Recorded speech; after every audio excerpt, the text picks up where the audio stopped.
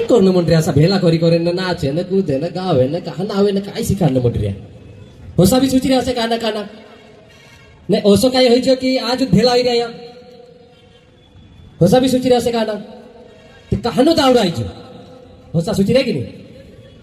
तो मैं आपको बता दूं ये जो दिन है विश्व आदिवासी दिवस बोलते इसको, ये सिर्फ भारत में ही नहीं है। जिस भारत में हम रहते हैं, भारत जैसे 193 देश और है जहां पे आदिवासी रहता है और वह सब जगह आदिवासी दिवस मनाया जाता है।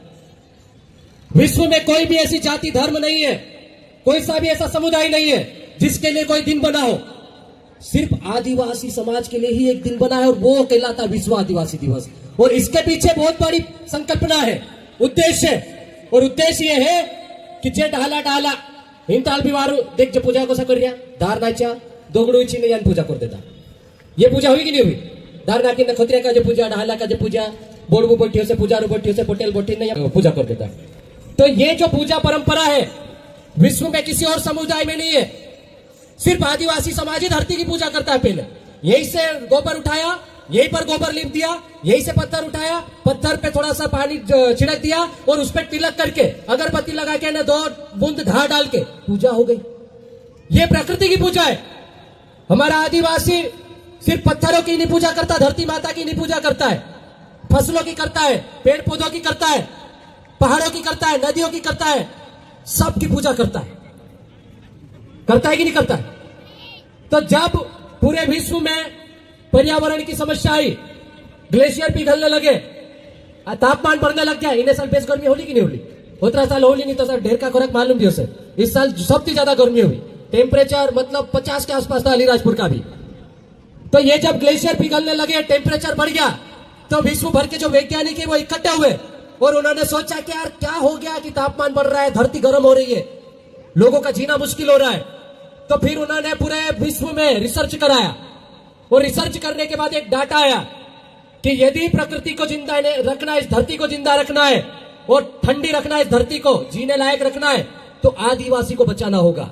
क्योंकि आदिवासी इस धरती का मालिक भी है और आदिवासी इस जल जंगल को बचाता है, पर्यावरण को बचाता है। तो इसलिए उन्होंने सोचा कि हो सकता है आदिवासी भेला हुए नहीं है कि नहीं, द्वित बातें भेला हुए आदिवासी। एक थे बुकड़ा खाने है कि नहीं, ने दारू पीने, और भेला नहीं हुए। मैं गलत बोल रहा हूं क्या? हिंताल बुकड़ मारते यहाँ 2-4 पूरा ग्राउंड भर आ जाते हैं, दारू बांटते तो सब आई जाता, घर घर थी ना हलाने कोई भी नहीं, गोबरता होता बाकी यहाँ ग्राउंड भराई जाता ठाई को उभर होने जगह नहीं। तो हमारे लोग सिर्फ 2 ही काम के लिए इकट्ठे होते हैं, बाकी काम के लिए नहीं। तो उन्होंने क्या सोचा कि एक दिन हम इनको देते हैं और वो दिन इसलिए देते हैं कि पूरी सरकार 93 देशों को निर्देश दिए कि आपके देश में जितने भी आदिवासी हैं उनके लिए एक आदिवासी दिवस घोषित किया जाता है। उनके जल जंगल जमीन, उनके संवैधानिक हक अधिकार, उनकी संस्कृति सभ्यता परंपरा, उनके रीति रिवाज, उनको बचाने के लिए आपको इस दिन को जीना है और इसलिए विश्व आदिवासी दिवस है। लेकिन हमारे क्या हाल है, हम क्या करते हैं? 9 अगस्त आए, अब जाते जाते एक कहावत में सुना देता हूं आपको। सबसे पहले आप गांव में रहते हो तो सुबह 5 बजे कौन जगाता आपको? कौन जगाता? कौन जगाता? मुर्गा। कौन जगाता है? मुर्गा जगाता ना। 5 बजे कुकड़वाज दे ते अपने वाला उठ जाए, कुकड़वाज दे दो यार, 5 बज गए कि 4 बज गए, चलो खेते में तेम जाजे ना काई भी कर नहीं, फटाफट नहाए धुले तैयार हो जाए, 5 बजे उठ जाए। बाकुन जो 5 बजे सुबह 5 बजे आपको जो मुर्गा जगाता है वही मुर्गा शाम को 5 बजे आप काट के खा जाते हो। खा जाते हो कि नहीं खा जाते हो? अरे हम भी खाते हैं यार, मुर्गा खाते कि नहीं खाते?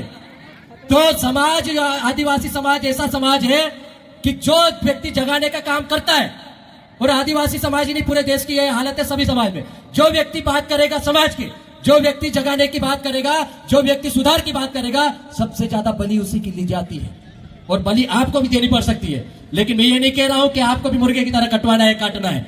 मैं आपको सुबह के 5 बजे मुर्गे बनने की बात कर रहा हूं, शाम के 5 बजे का मुर्गा हमको नहीं बनना, समझ गए? सुबह उठो, जिस तरह से मुर्गा हमको जगा रहा है वैसे आप जितने भी लोग बैठे, ये बहुत लोग हैं, 2-3 हजार लोग दिख रहे हैं, इतने लोग यदि गांव में अपने अपने घर जाके अपने परिवार रिश्तेदार को जगा दे, मिशन D3 की बात करें, बच्चों को पढ़ाने की बात करें, कर्ज कम करने की बात करेंगे, शिक्षा की बात करेंगे, स्वास्थ्य की बात करेंगे, रोजगार की बात करेंगे, छोटे छोटे धंधे खोलने की बात करेंगे, तो निश्चित रूप से हमारा समाज बहुत आगे जाएगा। और हम लोग यही चाह रहे हैं D3 के माध्यम से कि एक सशक्त आर्थिक रूप से मजबूत समाज बनाना है, आदिवासी का भी नाम होना चाहिए।